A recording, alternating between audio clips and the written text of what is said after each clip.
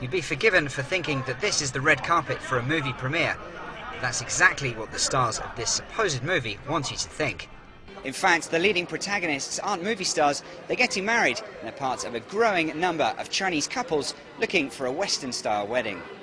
Li Naiji and Xie Yingjie are both in the Chinese army. While you may think that soldiers would have a traditional wedding, Yingjie is part of the military's performance wing and has appeared on national television.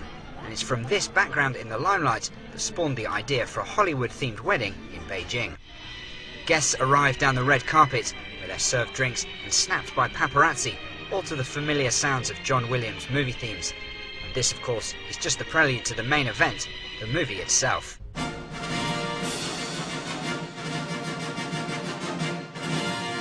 The couple had flown to Shanghai to shoot their wedding movie, and it had the audience captivated.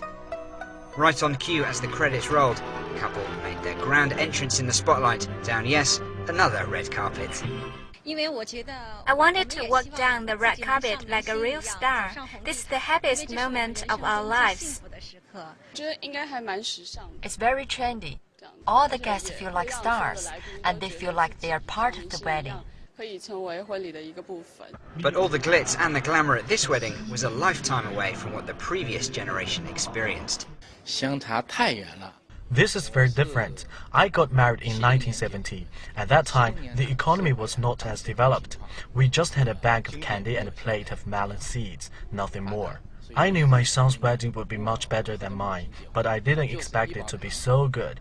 I'm very happy. I hope every wedding in China can be as good as this one. While this particular couple clearly had a desire to stand out from the crowd, the extravagance of modern weddings in China is increasing.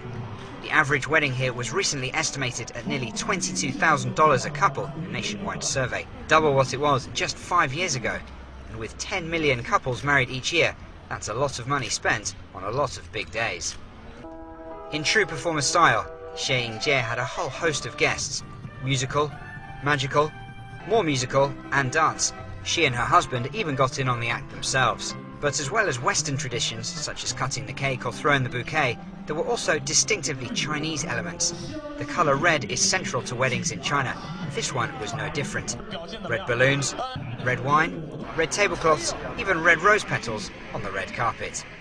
And while Yingjie entered wearing a white dress, she had changed into a red dress by the end.